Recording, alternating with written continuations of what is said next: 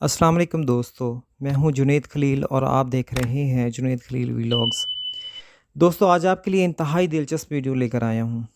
क्या आप जानते हैं कि दुनिया में बहुत सारे सीरियल किलर्स गुजरे हैं, लेकिन आज आपको जिस सीरियल किलर के मुतालिक बताने जा रहा हूं वो एक औरत थी। जी हाँ, मैं बात कर रहा हूं हंगरी की एलिज़ाबेथ बैथरी की।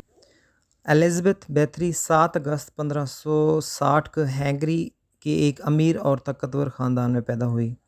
बैथरी का एक चचा पोलैंड का बादशाह था और एक भतीजा ट्रांसल्वेनिया का शहज़ादा था। गो दुरुस्त तादाद मालूम नहीं, लेकिन इस पर तकरीबन 600 से ज़ायद अफराद के कत्ल का इल्ज़ाम था, जिनमें अक्सर नौजवान ख़वातीन की थी। Guinness book of world record में बैथुरी का नाम तारीख़ की सबसे ज़्यादा ख़वातीन के कातिल के तौर पर दर्ज है। इसका बचपन महल में गुजरा। माहिर असातिज़ा की ज़ेर निगरानी तालीम हासिल की। ये 4 ज़बानें बोल और लिख सकती थी। इसकी ज़िंदगी में किसी चीज़ की कमी न थी। वो बहुत खूबसूरत थी। 1602 से 1604 के दरमियान इसके ख़िलाफ़ बातें होना शुरू हो गईं कि वो एक चुड़ैल है और कम सिन लड़कियों का खून पीती है।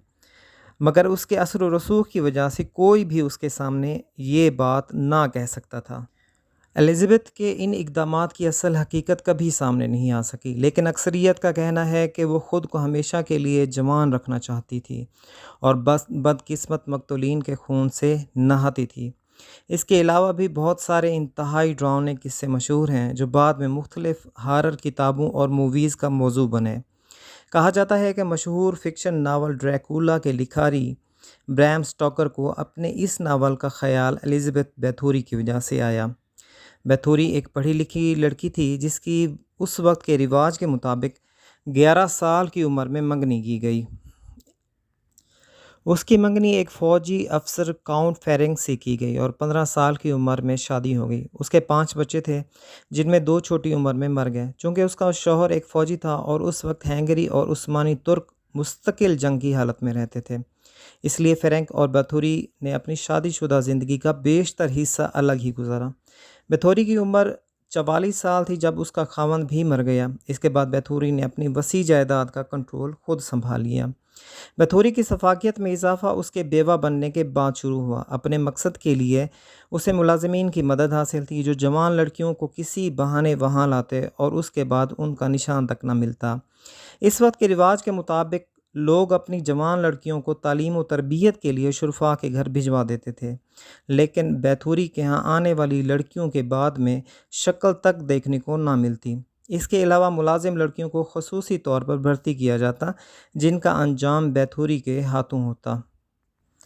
आहिस्ता आहिस्ता जब एलिज़ाबेथ पर शिकायत में इजाफा हुआ तो हंगरी के एक मिनिस्टर इस्तेवान वगैरी ने हिम्मत करते हुए वियना के कोर्ट में एक दरख्वास्त दायर की, मगर इसका असर और रसूख इतना ज़्यादा था कि कोर्ट को इसके ख़िलाफ़ एक्शन लेने में बहुत दुश्वारी का सामना हुआ। बिलाखिर 1610 में हंगरी के बादशाह मैथ्यू सेकंड ने इसके ख़िलाफ़ जांच के लिए एक टीम बनाई। इस टीम ने पूरे साल एलिज़ाबेथ बैथरी की तफ्तीश की और 300 से ज़ायद गवाहान को जमा किया। उन गवाहान में अक्सर शहर के शुरफा, चर्च के पादरी और महल के नौकर चाकर भी शामिल थे। गवाहों की निशानदही पर जब महल की छानबीन की गई तो उन्हें कई लड़कियों की लाशों समेत नीम मुर्दा लड़कियां के जिनके जिस्म पर वहशियाना तशद्दुद किया गया था और कई कटे हुए इंसानी आज़ा मिले। गवाहों के मुताबिक एलिज़ाबेथ ने पहले खेतों में काम करने वाले किसानों की कम सिन बच्चियों को कत्ल करना शुरू किया।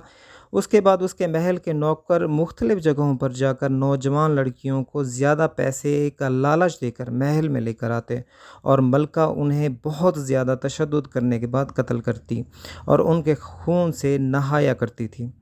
इस पर आदमखोर होने का इल्ज़ाम था। उसके साथ 3 मुलाजिम थे, जिनको सज़ाए मौत दे दी गई। बैथोरी के अंजाम के मुतालिक तारीख दानों में इख्तलाफ पाया जाता है। कुछ के मुताबिक कोर्ट ने उसे सज़ा दी और कुछ के मुताबिक इसको रिहा कर दिया गया और 1614 को वो तभी मौत मरी। उसकी मौत के बाद उसकी जायदाद वारिसान में तकसीम कर दी गई। एलिज़ाबेथ बैथोरी पर कई मूवीज़ और डॉक्यूमेंट्रीज़ बनी, लेकिन 2009 में द काउंटेस के नाम से बनाई गई मूवी सबसे अहम है। मूवी में बैथोरी का किरदार मशहूर फ्रेंच निजाद एक्ट्रेस जोली डेल्पी ने अदा किया। इसकी सबसे ख़ास बात यह है कि तारीख़ के भयानक तरीन किरदारों में से 1 का अहाता करती है। दोस्तों उम्मीद करता हूँ आपको वीडियो पसंद आई होगी। मज़ीद ऐसी वीडियोस के लिए मेरे चैनल को सब्सक्राइब करें और बेल आइकन के बटन को ज़रूर प्रेस कर दें। शुक्रिया।